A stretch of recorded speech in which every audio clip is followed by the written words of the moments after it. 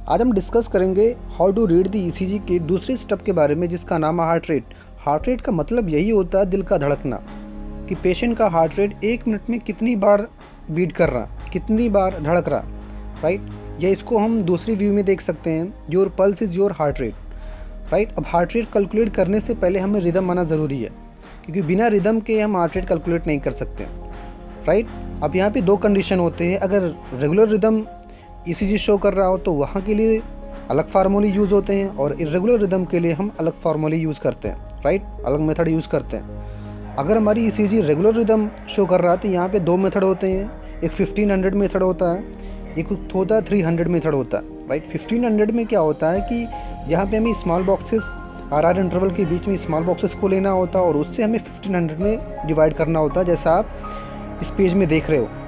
और 300 में क्या होता है कि लार्ज बॉक्सेस को लेना होता है, कि आर इंटरवल के बीच नंबर ऑफ़ लार्ज बॉक्सेस कितने हैं उसको हम 300 से डिवाइड कर देते हैं, तो हमारा हार्ट रेट निकल के आ जाता है, राइट। तो ये बेसिकली रेगुलर रिदम के लिए होता है।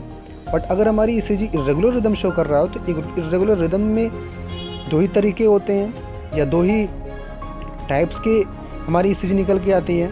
एक होता है 6 सेकेंड मेथड होता है, एक होता है 10 सेकेंड मेथड होता है, राइट।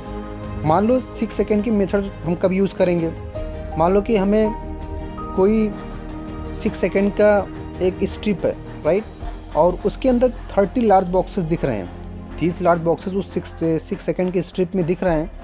तो यहाँ पे क्या होता है, उसको कैलकुलेट करने के लिए हम number of R wave count करेंगे और उसको 10 से मल्टीप्लाई कर देंगे, तो वो इरेगुलर रिदम की का हार्ट रेट निकल के आ जाएगा, राइट। और अगर 10 सेकेंड मेथड यूज़ कर रहे हैं, तो हमारी जो लॉन्ग स्ट्रिप जो हमारी होती है, लॉन्ग लीड जो स्ट्रिप होती है, उसके अंदर 50 लार्ज बॉक्सेस अगर दिख रहे हैं तो उसे बोलेंगे 10 सेकेंड की स्ट्रिप है।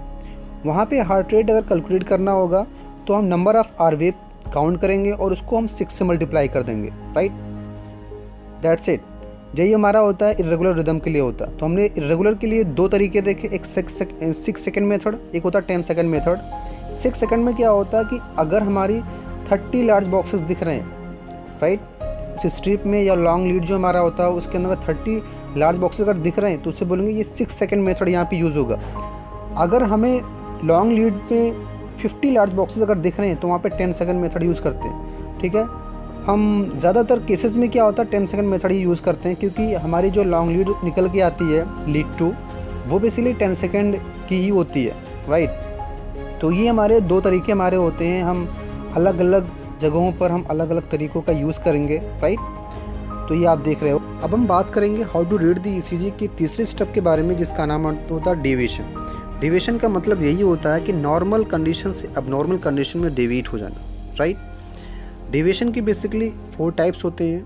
डेविएशन को और अच्छे से समझेंगे, पहले इसका टाइप्स बता देता हूँ, उसके बाद फिर समझते हैं। बेसिकली जब भी डेविएशन देखना हो तो उसको लीड 1 और एवीएफ के अंदर देखना होता है।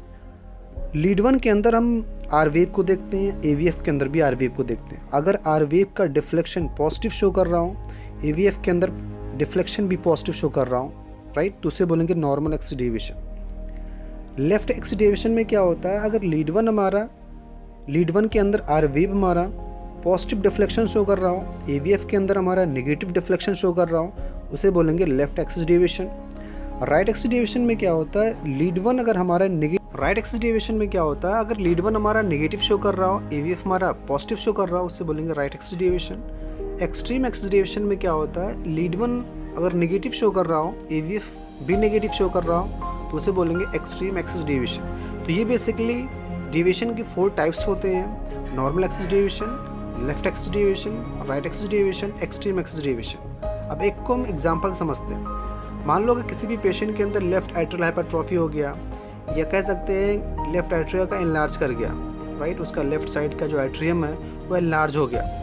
वहाँ पे क्या होता है कि पहले वहाँ पे 10 ml ब्लड फिल होता है, राइट, लेकिन एनलार्जमेंट होने की वजह से वहाँ पे 15 ml ब्लड फिल हो रहा, राइट। तो करना क्या होता है कि हार्ट को उस 15 ml ब्लड को पंप करने के लिए ज़्यादा काम करना होता है, राइट। 10 ml में क्या होता है, नॉर्मली वो पंप कर देता है ब्लड, तब LA से LV के अंदर पंप कर देता है। लेकिन अगर 15 ml ब्लड हो गया, वहाँ पे 15 ml का एक्यूमुलेशन हो गया है, तो उसको पंप करने के लिए उसको वर्कलोड ज़्यादा करना पड़ेगा, प्रेशर ज़्यादा लगाना पड़ेगा। तो इसकी वजह से क्या होता है, वहाँ पे डेविएशन शो होने लगता है, लेफ्ट एक्सिस डेविएशन, राइट। तो ये बेसिकली आज का हमारा टॉपिक्स था डेविएशन और हार्ट रेट पे।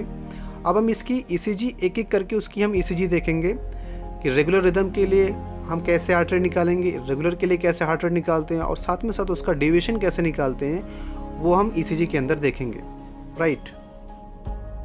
तो ये रेगुलर रिदम के लिए पहली ईसीजी है जिसमें हम बेसिकली 1500 और 300 मेथड का यूज़ करके हार्ट रेट को कैलकुलेट करेंगे।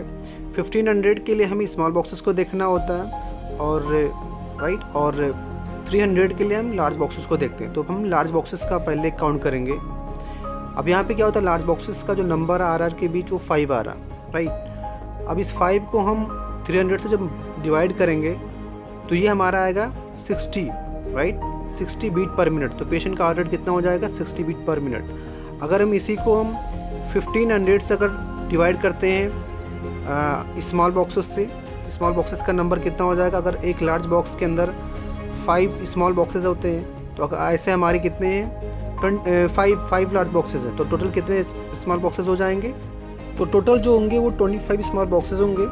अब हम इसको 1500 से जब 25 से जब डिवाइड करेंगे तो ये हमारे 60 निकल के आएगा। तो 60 बीट पर मिनट जो होता है, हमने लार्ज बॉक्सेस से भी काउंट किया तो उतना आया, स्मॉल बॉक्सेस से काउंट किया तो भी हमारा उतना आया। तो हमारा ये पेशेंट का हार्ट रेट होगा 60 बीट पर मिनट। अब अगर हम इसका डेविएशन यहाँ पे देखें तो लीड 1 हमारा का R wave positive deflection show कर रहा हो, AVF का R wave positive deflection show कर रहा हो। तो अगर दोनों पॉजिटिव शो कर रहा हो तो उसे बोलेंगे नॉर्मल एक्सिस डेविएशन, जो आप पिछली स्लाइड में देख सकते हो। ये हमारी ईसीजी का दूसरा टाइप्स है इरेगुलर रिदम के लिए। यहाँ पे क्या है कि स्टार्टिंग से अगर हम एंडिंग का देख रहे हैं तो लार्ज बॉक्सेस का जो नंबर है वो 50 लार्ज बॉक्सेस आ रहा है, और अगर 50 लार्ज बॉक्सेस आ रहा है तो उसे बोलेंगे 10 सेकंड की स्ट्रिप है। तो कहीं ना कहीं हमारे 10 सेकंड की स्ट्रिप दिखाई गई है। यहाँ पे इरेगुलर रिदम शो कर रहा हो तो इसके लिए हमें हार्ट रेट कैलकुलेट करने के लिए फार्मूला क्या होता है, number of R wave multiply 6। तो नंबर ऑफ आर वेव जो मैंने काउंट किया वो 25 आ रहा। 25 को अगर 6 से मल्टीप्लाई करेंगे तो ये कम से कम 150 के आसपास 150 बीट्स पर मिनट निकल के आएगा। तो पेशेंट का जो हार्ट रेट जो होगा वो 150 बीट पर मिनट होगा।